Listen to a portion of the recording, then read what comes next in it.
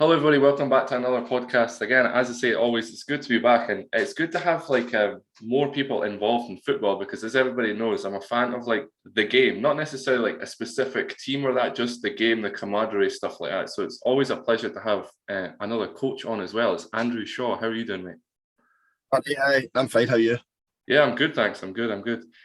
Now, you told me an interesting story, before an interesting statement before you started. Like, you never started to become a football coach. Do you want to talk us a bit through about where you started? In school, I was kind of pushed by, I suppose, teachers and stuff like that to focus less on the sporty aspect and more on the kind of educational more subjects, things like that. So, your geographies, RE, all your science, things like that. So I left school and I went to Glasgow University to study genetics. That was my first step into the real world. So I went there and I went for a year and a half, and I met some really good people and had some good times, but halfway on the moment for me, halfway through kind of second year, I walked into a lab. It was like a Tuesday morning or something, couldn't be bothered, walked in, staring down a microscope, and I went, I don't want to do this anymore. Just pure eureka moment, like I can't do this for the rest of my life. I don't know what I'm looking at, I don't know why I'm looking at it, it's not that interesting to look at. And I walked out the building and just went home, and that was me. I kind of just went, I don't want to do this. And then to get any coach, I suppose I sat and thought, what do I like? What do I enjoy in life? And obviously for me, it's football. And the first thought was, well, you're not good enough to play. So what's the next best thing? And that was coaching. And here I am, years down the line, doing it regularly and enjoying it. It's always weird that it seems to be like the spontaneous decisions to land yourself in. It's like, yeah, as you said, it's like a eureka type moment or that. Was there anything else that maybe somebody or something that influenced you to do it, or was it genuinely just, you said you genuinely just walked in and were like, nah, I don't want to do this anymore? I wasn't into second year, I wasn't really enjoying the course itself. Like it was kind of, things were difficult and I was struggling to focus on studying and things like that. And I just honestly, looking down that microscope, I remember it clear as day. I just went, I can't do this. I don't know what triggered it, but I just remember in my head going, nah, it's just not for me. And I went away. It was my dad I spoke to, but it's like, I can't go back. I just can't do it. He's like, well, you need to do something. You can't just leave and no do anything. You need a plan. So I just sat and thought, well, I want to do something that I enjoy. And that's kind of eventually how I got into doing the coaching and stuff like that. Yeah.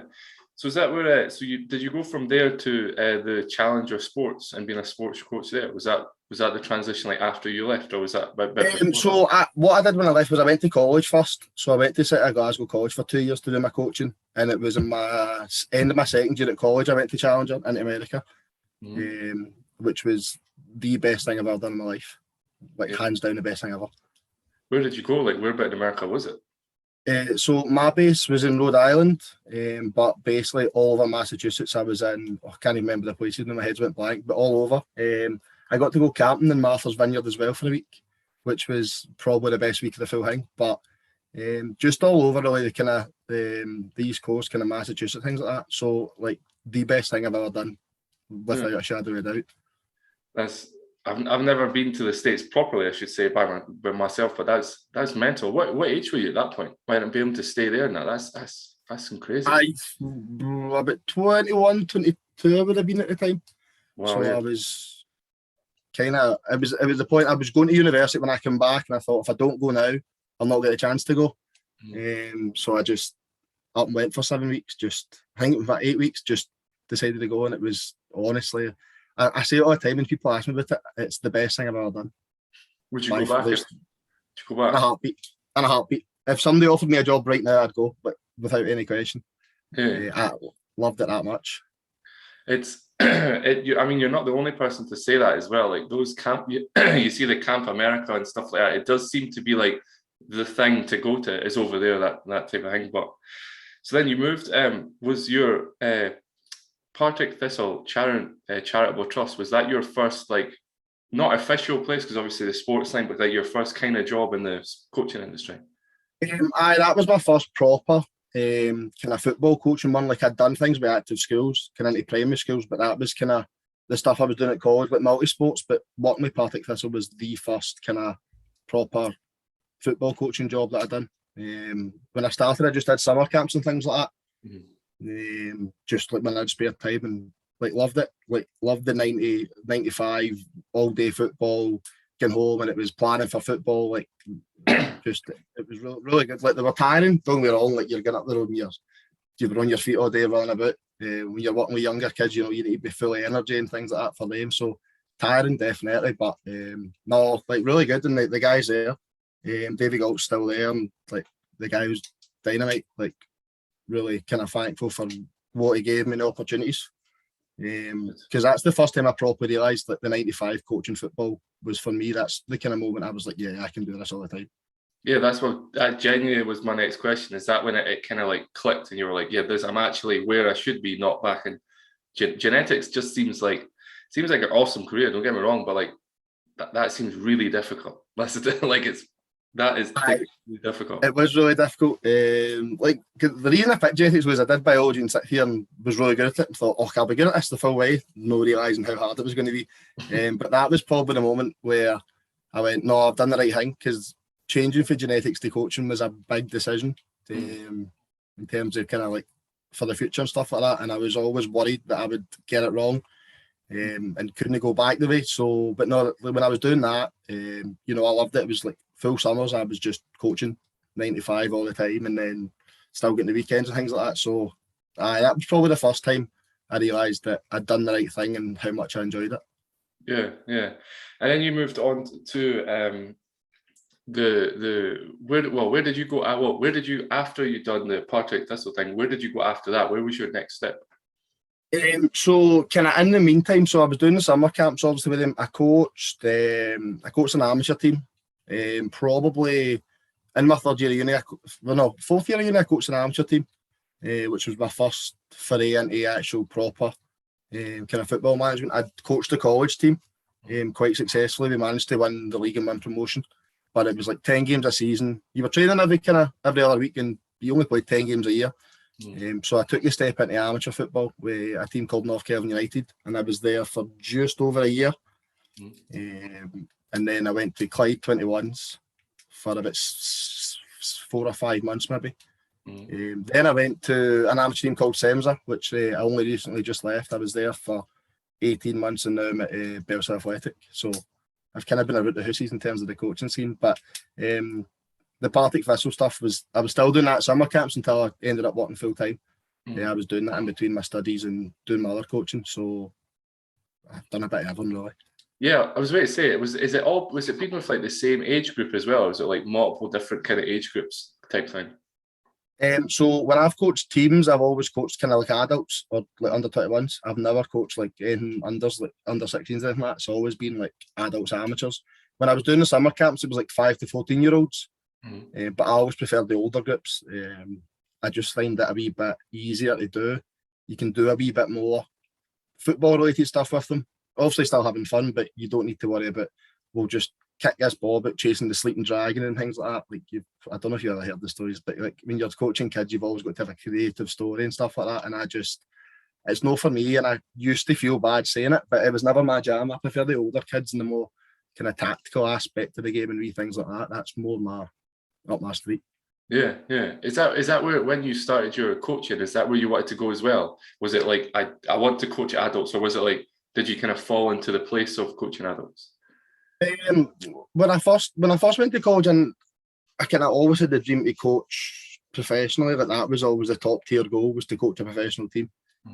As outrageous as in my head as it was, I think when I took the college team, that was my first taking a team, and I just enjoyed it that much that I just thought, this is the age group I want to work with, because you're focusing more on the tactical aspect of the game and you know, how to change games, how to, you know, nullify oppositions rather than just improving the technical aspects and, you know, just getting game time. Like, I understand how important that is, and I've got massive respect for the coaches that work with young kids. Like, I think the job they do is amazing and it can be so hard, but it's just not for me. Like, I thoroughly enjoy the tactical aspect, and, you know, each game's a game of chess and your head doing 100 mile an hour, trying to work out what to do and stuff like that. It's just, I live for it. Yeah, when you were learning as well to coach, and you were saying you were coaching your uni team as well, how did you manage your time for studying and coaching? Because that does not seem easy. No, it was tough. I'll be honest. It was really tough, especially in fourth year. You know, when I was doing my dissertation, things like that. You know, I used to find myself doing full days in the library. You know, just like if I wasn't in uni in classes, I was in the library doing stuff, and then the last hour before I was leaving, I'd plan training, then I'd just go straight to training. Like there was no real kind of downtime for it. It was full on. It was difficult, and sometimes I probably neglected my coaching a wee bit because of the university aspect. You know, I admitted that afterwards that I didn't do a good enough job because I was too busy focusing on, you know, passing my dissertation and doing all my coursework that I couldn't effectively balance both. So it was tough, definitely, but I somehow found a way to do it. It was just about, you know, doing long shifts and powering through. And if you've got any time to do anything, you just have to find the time to do it rather than sitting doing nothing. Yeah, you seem, you know, just by like hearing what you said so far, you seem like quite a motivated person. Like I've never, as we say this, just from what you're saying. So, but everybody, well, not everybody, but most people kind of like learn that from somebody, like being, whether that be a parent or like from something or that, or they just have it in them. Where did that kind of like kick in for yourself? My motivation kind of comes from within me. You know, nobody pushes me. I don't aspire to be anything that anybody else is. I just want to be the best version of me. I always want to do the next thing, and I want to be kind of the best. I like proving people wrong as well. You know, I like proving that, you know, people, especially when people doubt me. If somebody doubts me, say you're not good, you can't do this, like that, inside drives me on so much. Because I just enjoy being able to go, well, actually, you know, I'm good enough to do it and stuff like that. But most of my motivation comes from just within, you know, just wanting to do this. And you know, I was bold enough to make the choice and the change to do coaching. And if it's going to work out, I can't just sit and hope it's going to work. I need to kind of do a lot of things for it to happen. Well, it's like, yeah, I mean, again, it seems like it kind of seems like you did, well, you definitely did make the right move, but it seems like you made the right move at the right time as well. That's the thing. But again, what was the notion when, obviously, because as people that have maybe not been to university and that know, you would get like striked off so many times and then you actually can't come back and you have to come back next year and all sort of stuff. So when you got told, okay, if you're leaving, that's you, and then you had to go into coaching, what was that initial feeling like? Like, I've just made the right move, but inside you're about to be like, were you worried, scared a little bit, or fear, or was it just, no, I'm ready? I think the main feeling was I was excited because I just knew how much I wasn't enjoying being at university. You know, as much as it is, if it's the right thing for you, it's really good. I just wasn't enjoying it. So mostly I was excited to go into coaching. It was something a wee bit different, something I'd never done. But I was quite worried at the time. Like, see, as it started to come to the point where I couldn't go back, I was going, oh no, what if I should have just stuck at that? You know, what if I have I done the wrong thing? It was that wee bit of, have you done it? But like, I tend to get that a lot. Wee bits of self-doubt sometimes, like, have I done the right thing? And usually what I find is if I've chose to do it, it's the right thing. And I'm only doubting myself just in case, rather than doubt myself because I should kind of rightly doubt myself. So once I started coaching, like once I started college and stuff, all that went away. Like, I knew then that, yeah, like, you're enjoying this, it's really good. It's, you know, you're learning something. I found it easy to learn in college, probably because it was maybe a level down as well, but just because of what I was learning, I could relate to it and I could apply it. Whereas sitting looking down a microscope, I'm going, I don't know if I Scooby. Like, I don't know what this does. Like, I can't see the bigger picture and I can't see what this is for. Whereas when I was in college classes doing all the different things, I'm going, no, I get this and I get how this applies, and I was just enjoying it. So probably between leaving officially and starting college, I was a wee bit, or even getting accepted to college, that was probably the big one. That was the bit I was like, oh no. But once I was there, it was all right. Well, you would have had that fear, like, what happens if it doesn't work out? Like, where do I go in that? But if you did, what wouldn't have worked out? Like, if you didn't go into sports coaching, what was like the next thing you were like, this is what I'm going to do? Or was it literally just sports coaching and then that was it? It was coaching, and that was it. I didn't really have a backup. It was, I'll apply for college, and if I don't get in, I don't know what I'm going to do. I didn't have a plan B, which was, looking back when I think about it, they're probably quite daft to me. I feel like I should have had something in place just in case, but I just went for it and just kind of thought, we'll see what it is, and if it doesn't work, we'll deal with it when it comes, rather than having something in place, which saying it now seems really daft because it's not usually what I do, but I just went for it. I just went, we'll apply, we'll see. If we get in, we don't, we don't. I think so. You said it might be daft, but it probably wasn't, because if you might have had that, you might have not put as much effort into sports coaching. So like, oh, I've got this job that I could, for example, like a salary job I could go to if this doesn't work out. So you might not have put that effort into, coaching and things like that. But what's so you're at Bell's Athletic, and you're a progressions coordinator for Street League. I'm curious to when I seen Street League, I was like, what is that? So do you want to explain to everybody, sorry, what exactly that is? So Street League is a charity that works all over Scotland and England. So basically our main job is we help young people get into work or train their education. So we work with young people who, maybe don't have any qualification for school. They might have left early. They've kind of not had the kind of support throughout school and things like that, and they're now not doing anything. So we bring them onto, we call them academies. So we bring them onto about 10-week programs basically, and we help them get CVs, apply for jobs, put them through the interview process, help them, build their skills, like their confidence, their communication, motivation, and then by the end of that 10 weeks, we've hopefully moved them into something. So that's pretty. I mean, hopefully nobody in Street League watches this and slaughters me for getting it wrong or missing something out. But that's kind of the gist. That's how I describe it. Basically, we use sport to help young people upskill themselves and get themselves into work. Yeah. How did you get involved in that? Like, what was the steps to get involved in there? So I've applied for Street League loads, but I applied last December or November time to be a youth and community coach. So they do the sports sessions. They work kind of more closely with young people, kind of recruiting them and helping them with things like that. So I applied for that and got it. So I started that. That was last December. I did that for 9 months, and then the progressions coordinator is like the step up. So I got that promotion in November, and I've been doing it since then. But it's dynamite, and I'm not just saying that in case them see it. Like I do really enjoy it.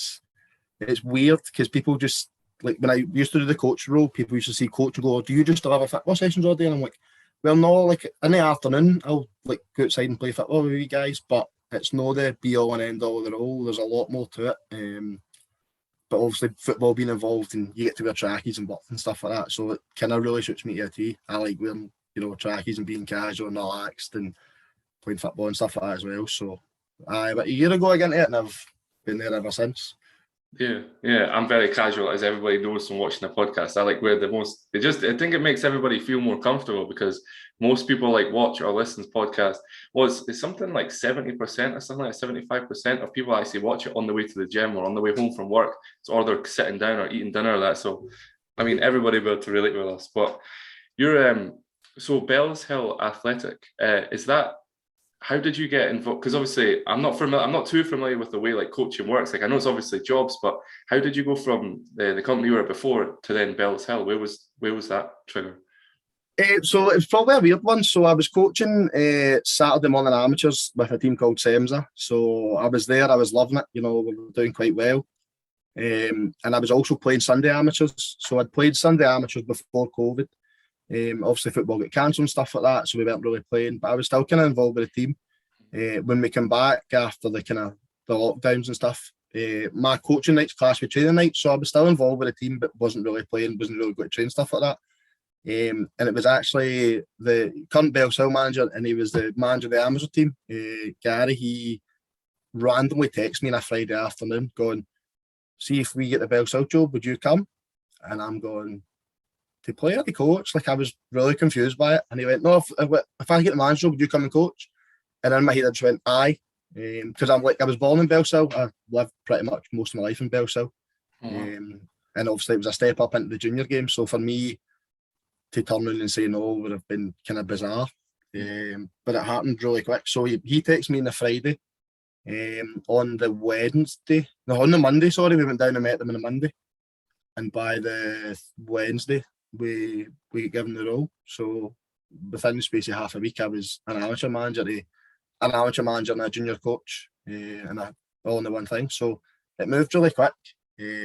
But like, you don't always get the chance to get into the junior game. And I think the fact I was getting into the junior game with somebody that I knew and somebody who knew me kind of made it that wee bit more comfortable and easier for me get away for other things, or not get away, but like move up for the other things I was doing, rather than taking a dive into a pool you can't see the bottom, mate, you don't know what it's like. It made it a wee bit easier. Yeah, it's always having someone to like relate off, bounce off, even like to drive with, or all that sort of stuff. Somebody that you can like see them in a room and you kind of click. It makes you feel more comfortable in that. But a question I always like asking coaches in particular, see when you are around, because obviously you're around like new people, not all the time, but when you move to a new team, you're around by new people and that. How do you click with other people? Because obviously you have to learn like lots of different personalities, lots of different like cultures and things like that. So how do you manage to click with people? I think I do quite well because my natural personality, even out with coaching, if I go into a room with random people, I usually find a way to click with some of them quite well. I'm quite outgoing. Most people describe me outgoing, loud. Most people say irritating alongside that. I just put myself out there. I don't like to kind of be in the room being quiet and stuff like that when people are being silent and stuff.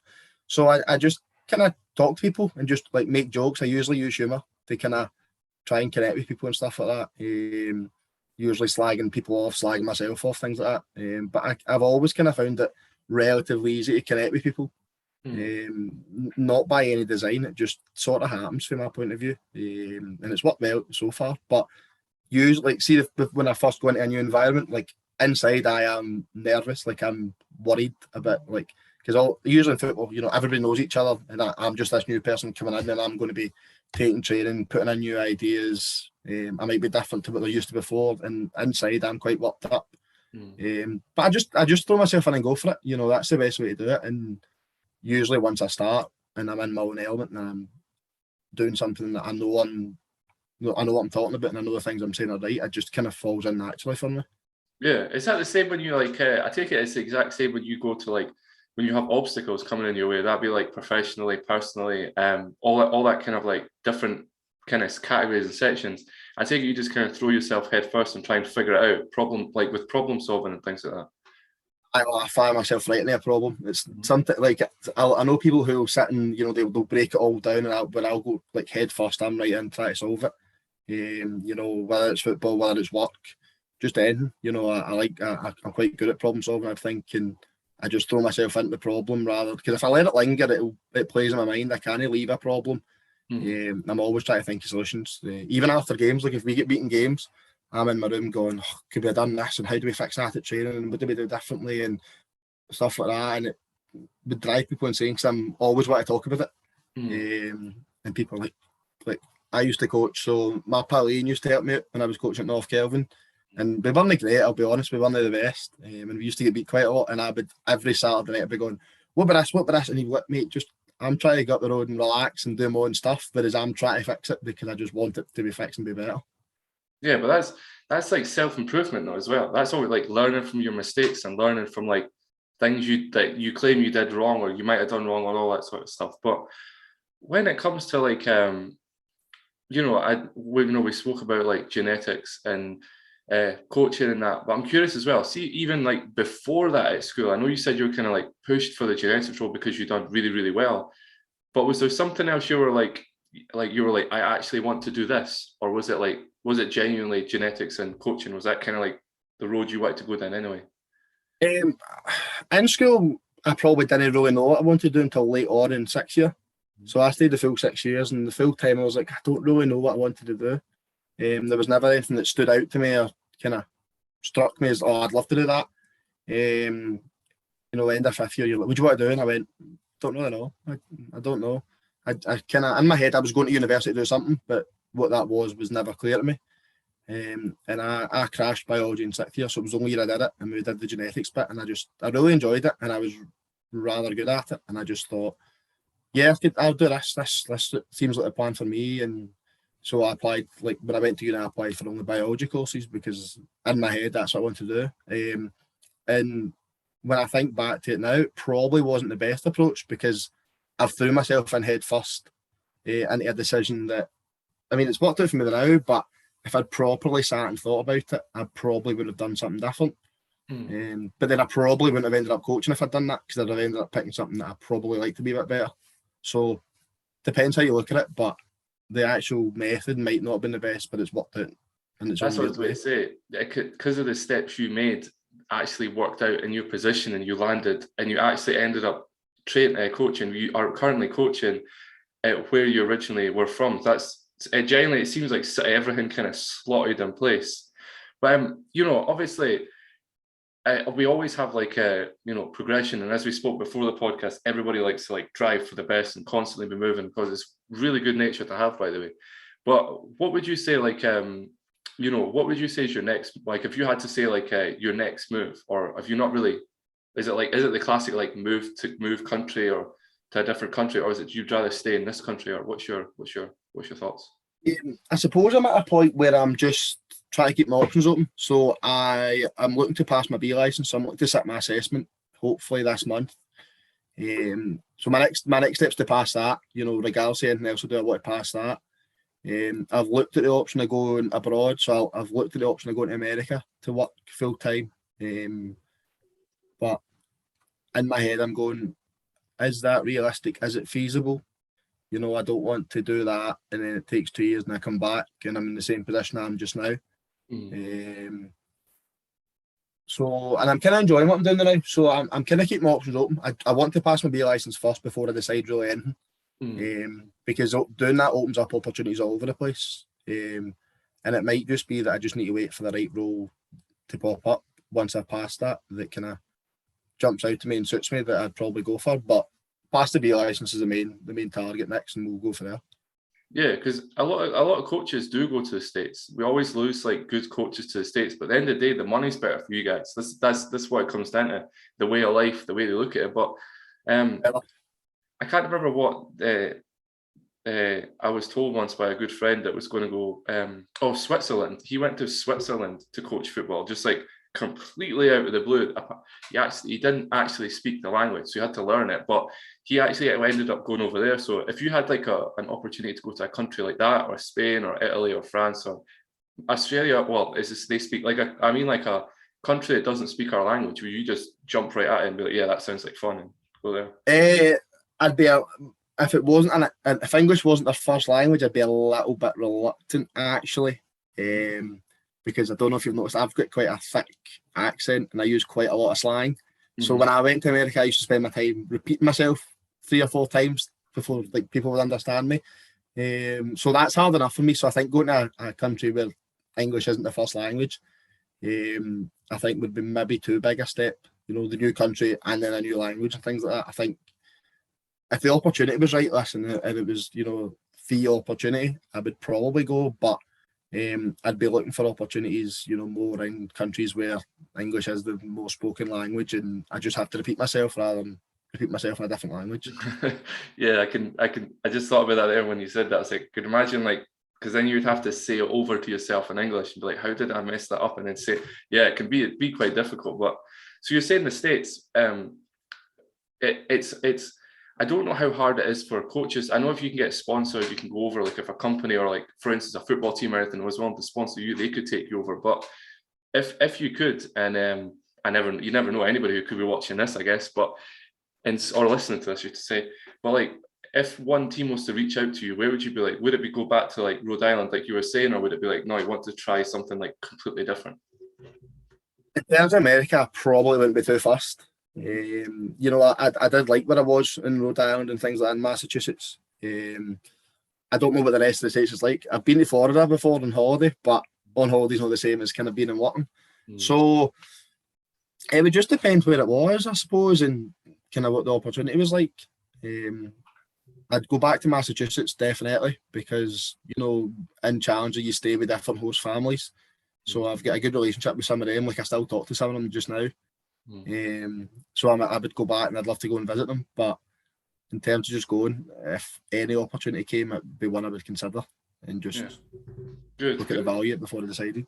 Yeah, I was about to say the perfect opportunity, as to say, the perfect opportunity does actually come up for some people, but is it the perfect? It comes down to like, especially for us, and that comes down to like financially and things like.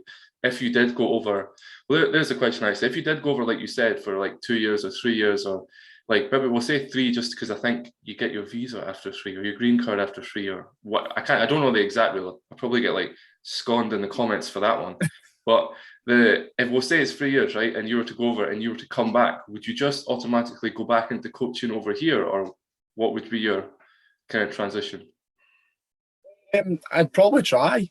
I think it would depend on the opportunity I got over there. If I was coaching over there with a club, maybe a professional club or a semi-professional club, I would look to come back and do something similar. I would look to use the experience I had to build and try and go somewhere maybe higher up here than where I am just now. I wouldn't fall back into the exact spot I'm just now in terms of work with Street League again and just coach junior. I'd try and make the next step here using the experience and stuff I learned over there. But I said it might be 3 years, and I might collapse and it'll be a disaster. And I need to come back and go back a step to go forward. So if I could, I would just use my experiences that I picked up over there and the knowledge and the opportunities, and try and come back and be a step ahead of what I'm just now. Yeah. Even if it's not a step of what I was there, just a step ahead of what I'm just now. What about like a team over here? It doesn't even, not even like in Scotland, just we'll say like the UK, anywhere in the UK, is there a particular team you'd be like, I kind of want to go there and teach? Motherwell, yeah. I'm a Motherwell supporter. So my dream job is to be a Motherwell manager. So I really hope Graham Alexander's no listening now, because he's in there and he's doing all right, to be fair.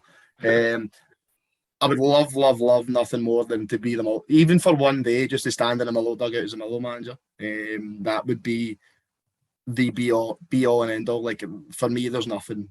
If any of my pals see this, they will slaughter me for saying that, because it's only Motherwell are crap and stuff like that. But like, for me, that's the one. If I done that, I don't think I could do any more in coaching. Maybe managing Scotland, but being a Motherwell manager for me would be the one and only. Yeah, you always need like a dream, like well, it's not unattainable, but hard to get, because obviously there is literally only one role. With a lot of other people with their dreams, it's like there's like 5 or 6 different roles at the company, so you can maybe slip yourself in. But with like a manager, it's literally nobody else. That's it. I mean, if I got offered any role at Motherwell, I would absolutely jump on it. I've been a Motherwell supporter since I was like 5 for my own sins. Going to all the games and stuff like that. But if I got offered any role, I would absolutely jump at it. But to be the manager of the first team would be the absolute kind of pinnacle for me. Like, I wouldn't want to go. There's nothing more, like, money wise or anything wouldn't matter. Being the Motherwell manager would be kind of the dream. Yeah. When you're because coaching is like I've had a few people on, and few coaches on, I should say, and they all say it's literally a 24/7 job. Like, it's not. So how do you spend? I know we said like you game and stuff like that, but apart from that type of thing, how else do you spend like your off time, like when you're not thinking about coaching or working or nothing like that? It's difficult because I'm kind of always thinking about coaching, because you've either got training, or you're planning training, or you're trying to deal with signing players, or what team you're going to play on Saturday and things like that. I just try and, as I said, I play a PlayStation quite a fair bit, to be fair. I do read a wee bit as well, but I read about coaching, stuff like that. So a lot of my life is revolving around football, very much. So even if it's playing FIFA, reading about coaching, watching football on the telly, watching Motherwell, or actually doing the coaching as well. So I probably don't get any downtime from it. Like, I probably should, but I find it really difficult not to. Probably because I enjoy it a wee bit, so I don't hate it. But I don't think I would have any downtime for coaching, which is not ideal. But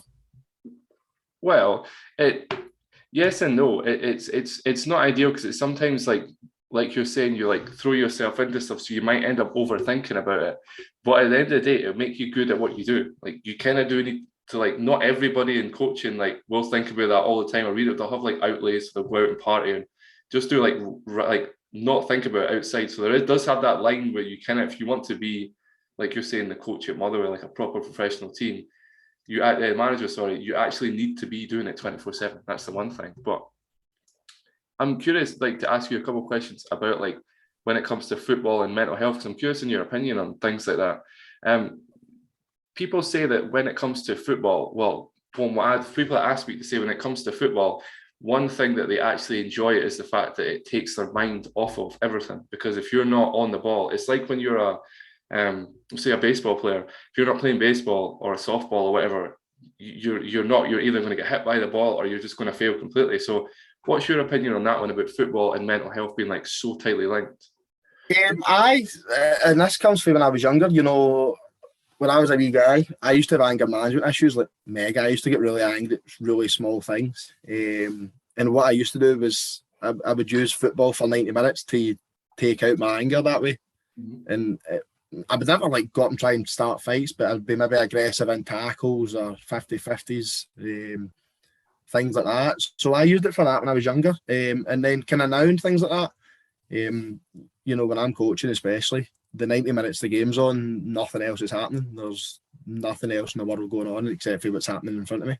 And it's a really weird thing because in the build up to games and that, like everything's happening, the world's going on, and then as soon as the ref blows his whistle, it's just what's in front of me. So I think it is important because it gives you that 90 minutes of nothing else, 90 minutes of just football. And it does take your mind off it. And listen, it can be that when you lose games, it can be difficult and it can be, frustrating and things like that. But when you win, it's, different level. And I think football and sport in general is really good for the mental health aspect. In terms of it can take your mind off it and it can be somewhere where you can maybe unleash frustrations in a kind of positive way. You're not going out and doing anything daft. You're maybe lashing a ball off a fence for 10 minutes or, you're things like that. So for me, I've always said that football is a positive thing for mental health, and I would always kind of advocate that anyone struggling should try and do something. Maybe not football if it's not your jam, if it's just sport or even going to the gym, just something. I think kind of sport and exercise are massive in terms of mental health.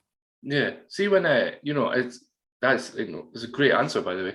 Well, like see when you're having see when a player is having a mental health issue, you don't have to say we won't reference it back to any players because that's obviously personal between you and them. But say like a player does come at you with like a particular issue, being like, look, I'm struggling with mental health, and I don't know what to do, and I don't know how like it's affecting the game. What would be like maybe like I won't put a number on it because that's awfully hard, but like a handful of things that you tell that player, like you can do this, this, this, and this. I tell them to come to training. I always say, like, don't try not to take time out of football because the time you're at training or the social interaction even can be enough just to help a wee bit. I always tell them that they can talk to me because obviously, like, anybody can talk to me. Like, I've said that about anybody, not just in sport, but having somebody just to talk to, and it doesn't need to be about what's going on. It can be about anything under the sun. But if you want to talk to me, pop me a text, phone me, chat to me at training or something like that. And then kind of from a personal point of view, I'll check in on them, but without making it obvious that like I'll just go, is everything all right? And they'll go, aye, and I go, no, but actual. And I'll do it kind of without going, oh, how's your issue with such and such? Because I think if you'd sometimes directly attack the issue, people get a wee bit thingy. But if you just kind of check in and they know you're there, I think that helps. But I always encourage people, like, use sport and use exercise because it does help. And then obviously have people to talk to and just make sure if you know someone's kind of struggling, you check in on them. It doesn't have to be, how's your mental health getting on this week? But how's things? You doing all right? Do you want to go and grab a coffee or something like that? Just be things like that. But if there's a player in my team struggling, come to training. Don't be afraid to talk to me, and I'll always just make sure they're all right. Yeah, it's about having a story that's like can actually like relate to as well, because like you said, you did struggle with some stuff, so it's good that you can actually come back and players will know you'll actually listen and you're genuinely. I'm not saying I've never met a coach that didn't genuinely listen, but I have a funny feeling there might be, you never know. It's like people that just don't listen and are like and agreeing with you and they're not really paying attention, but if you're actually like, as you're saying, checking up on them and like then they might end up opening up to you more about certain things that they just didn't feel like they could, because as people, we always like keep everything so close inside of us. It's a huge problem, the whole But what's like I'm curious as well, it's like, with you doing coaching and like obviously living life and things like that, it's very like it's very like centralized about being like a public figure, if that makes sense, because obviously coaching, you're the front man and all this sort of stuff. So do you think like when it comes to things like that, do you think you should, you personally and people, is that you shouldn't necessarily like watch what you post on social media because it does reference back to like the club, yourself, and family and things like that? What's your opinion on that one? Yeah, so I've got two Twitters, for example. I've got a personal Twitter and I've got a coaching Twitter. And I try very hard not to get the two mixed up. So my coaching Twitter, I'll only post kind of coaching content, like talking about games or things like that, whereas my personal Twitter's usually where I rant about Motherwell being crap. Or I'll retweet something funny, things like that. So I'm very kind of cautious of the social media, and like anything can bite you in the backside. You don't know when it'll bite you. I've deleted Twitters and deleted kind of Facebook posts that when I was a wee guy and I was daft and I didn't know any better, and I didn't think, am I going to be like that in 15 years' time? But yeah, there's very much right now I'm kind of cautious. Like, am I like if I'm on my coaching Twitter, I watch what I'm liking and I watch what I'm retweeting, because I don't want to, be out of order or biased in any way or anything like that. But I'm still aware that my personal Twitter could bite me in the backside. I try again. I usually just post about Motherwell being terrible or retweet something funny, but I'm always kind of cautious about what impression that gives out. Even if it's not what I intended, it's about how others view it. Is it fair? I don't think so. I think, I always see football players getting pulled up for the tweets they made when they were 12 and they've slagged something, we're going to fine them because they tweeted that when they're a wee guy. And I think that's a bit harsh. Because like we've all been young and stupid and said things that we shouldn't have said, or liked something we shouldn't have liked, and to punish them, retrospectively is, I think, harsh. But that's the reality of it. And it's, as coaches, as football players, anything like that, you've just got to watch what you're doing and watch what you're saying. Yeah, especially when it comes to like as you're saying, because Twitter is not, I know this is really obvious, but because Twitter has been around for obviously us growing up and things like that, definitely been when I was growing up and all this sort of stuff. And most people keep their original Twitter. Like the first one, I certainly haven't, but the first one they started with, or even Instagram or Facebook, that's the one they still have. You see people that have like 2011 or 2012 Facebooks, and I'm like, how on earth do people manage to keep friends that long? But so there is stuff that can, like, as you're saying, bite you on the way back up again. But if I take it on your coaching Twitter, I should say. We'll use coaching Twitter because it's kind of easier that way. But do you follow your players that are on your team? No. I let them follow me, but I don't follow them back. I kind of use it. I use it kind of like I would use LinkedIn. So I follow like other coaches or kind of professionals. I try not to follow players who I've coached or who are in my team. I'm happy with them to follow me. Like, I don't have an issue with that. But I think that risks the boundary of turning into a personal Twitter. So I'll follow on my personal Twitter, not my coaching one. That's what I was curious about as well. But that because obviously then it does turn into like you'll end up having two personal Twitters, and it can, as you're saying, be very confusing. But what I was wondering as well is just like in case like one of your players does post some, I'm not saying they do, obviously, just for example's sake, if somebody did post something and you'd be like, whoa, take that down, that's not on, or that type of thing, or do you pay attention to that type of stuff as well? Not really, no. I wouldn't say so. It's all the people I coach are old enough to know better. If they're the daft enough to post it, then in my opinion, on their head be it. I don't know if that's because of the level I'm at. Where I've been at amateur and I've only just recently became junior, where it's not, amateur football, nobody really cares, for being honest. At junior football, there's a wee bit more of, you've got fans and stuff like that now who pay attention, who follow the club, who follow the social medias. And we have had to maybe say to the players, like, you can't say things like that. You can't be slagging people off because ultimately you represent the team. And things like that. But I wouldn't say I monitored things like that. I've maybe, if I've seen a number of posts and I'm going, you can't say things like that. But it's usually, it's never really been an issue. It's never been anything outrageously bad that I'm going, you can't say that. It's usually like responding to fans and things like that, but maybe we've been getting slagged off because we've been terrible or something. And the players are going, oh, I can't believe they're slagging me off. He goes, I know it's hard, but you just need to take it in, ignore it, let it go rather than respond back. And that's probably for amateurs to juniors, that's probably the biggest change I've found is like there's supporters who have got nothing to do, like you've never met before, you don't know who they are, but they're giving you abuse or they're giving you positivity or they're shouting at you and things like that. And that's been weird actually, because it's just a different thing.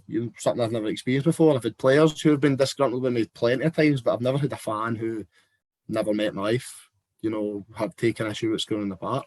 Yeah. So when you do, listen, and again, like we were saying with being a pub, because technically you are, like, no matter what, like what people say, as soon as you get involved in that type of thing, you are a public figure, effectively. So yourself then, when you do get negativity, like what you're saying, whether it be from a fan or a player or like anybody really, now that you are obviously, like people will say, like people that don't know you, because that's a way better, easier to reference, because obviously you have different ways of people that have known you for years, friends, family, stuff like that.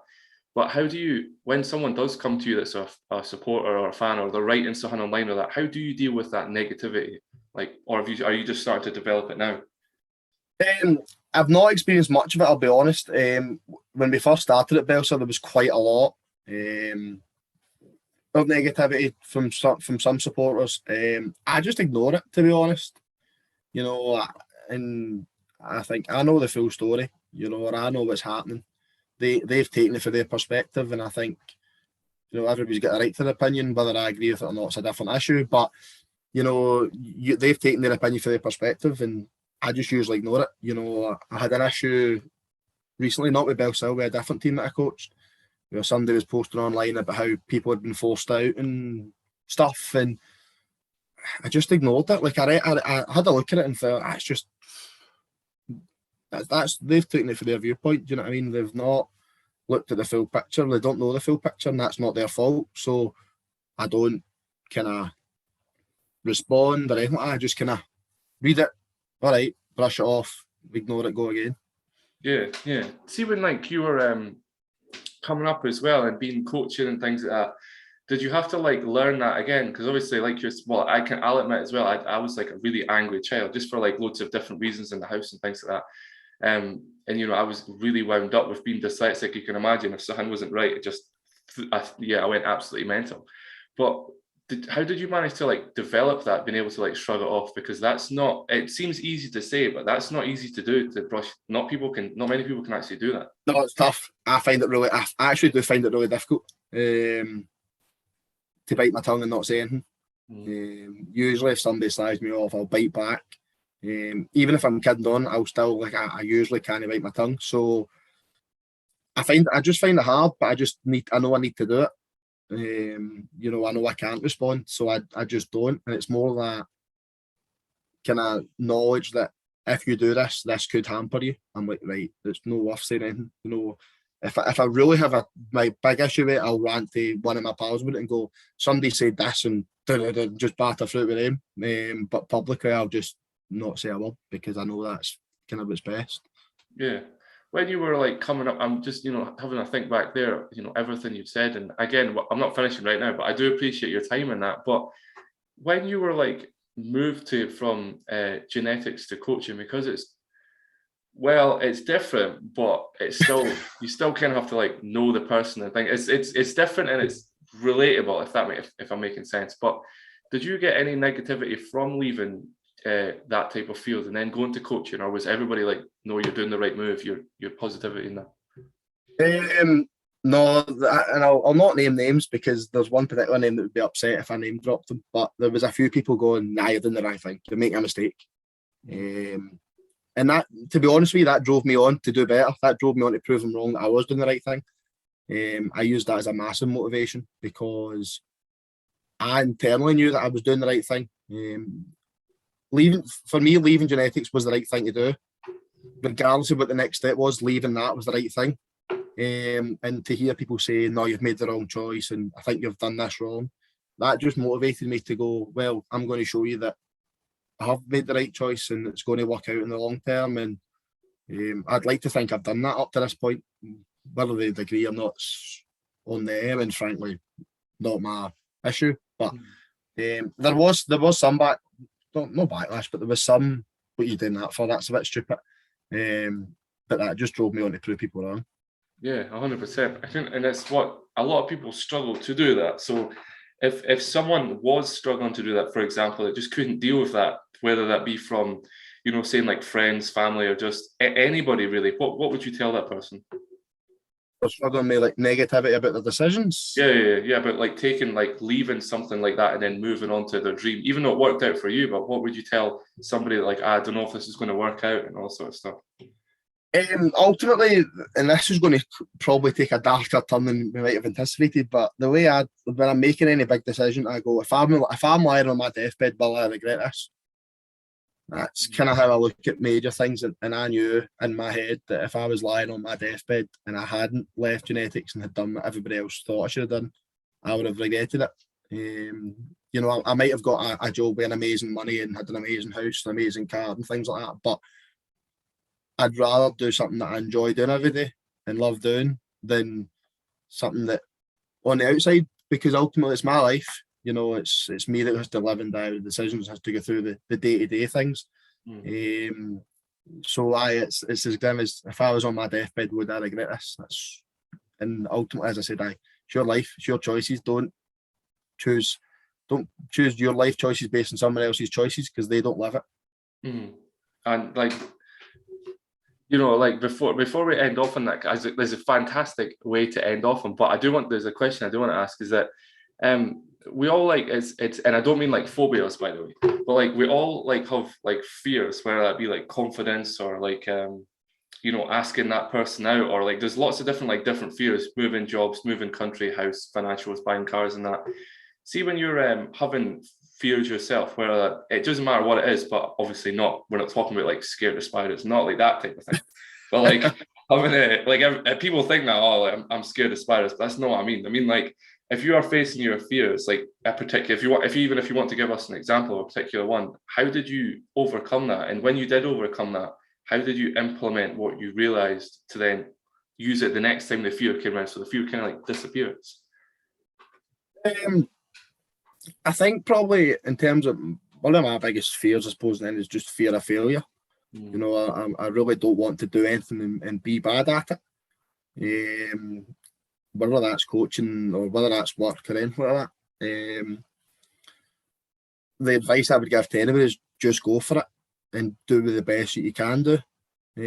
Because if you don't do it, you're probably going to, like, if you don't do it, then you've failed because you've not done it. If you do it and you give everything you've got and you fail, then you learn from what you did wrong, and the next time you go into it, you don't make the same mistakes. For example, when I did my first amateur team, we picked up maybe 2 wins all season. Really struggled for player recruitment and things like that, and I was like, in my head at that time, I'm going, I don't think I'm very good at this coaching thing. Maybe the college thing was just a one-off because I had good players and things like that. I took time out, I thought about it. And then I went right back into it. Well, I went back into it maybe about a year later and learned through what I did wrong. And the team, that was with Semsa, we ended up winning a cup. We were going all right in the league. Not phenomenal by any manner of means, but we're picking up wins regularly as well as losses, and it was better. And I think for me, it's just throw yourself into it, do what you can. If it doesn't work, then learn from it. You don't win and lose, you win and learn. And if you don't learn from your losses, then you're always going to be a loser. And I couldn't even add anything on that. You're so right as well. You get a lot of people that are in like the competitive nature as well. Like a lot of people I know that compete in things, and they say that sometimes they get so worried and afraid of the competition. It's because a lot of people can be stressed where like amateur level all the way up to the professional level. And I'm like, well, it's the same thing. If you don't do it once, chances are you're not going to do it again, because the same triggers are kicking every single time. You're truly right. But do you have I always like to like help. I know we just said we'll use your coaching social media because I realize that's personal and I totally understand that, and everybody will as well. But what is your coaching Twitter, just in case somebody does want to like speak to you or have any advice or want to ask you that? I need to find it because I can't remember the exact. I believe it is. So it's A Shaw _coach, which is quite simple. Yeah, you're very, again, you sometimes hear people that have like these like confusing Twitters and Instagrams that are like not related to them at all, like Mr. Big Banana and stuff. And it's like, how does this have anything to do with what you are? But well, it might do, but anyway. Well, again, I want to say like, I appreciate your time, especially, especially with your time being like, as you're saying, constantly coaching and things that I can realize you're probably tired, and so am I, to be honest. But, and again, everybody, thank you very much for watching. I appreciate your time, and the positivity you get from when you come back from a project that you don't actually know you're going to do well at again has been like, it is influence and is pushing forward. So yeah, we're definitely here. I got asked the other day, you're going to stay or you're going to leave? No, we're like, it's cemented in stone now that we're going to always figure out how to do it and how to construct it. It's just going to advance on like different levels and things like that. So again, I want to thank you for coming on, and thank you everybody for watching, and yeah, like, comment, subscribe, and I'll see you later on. Yes, thank you.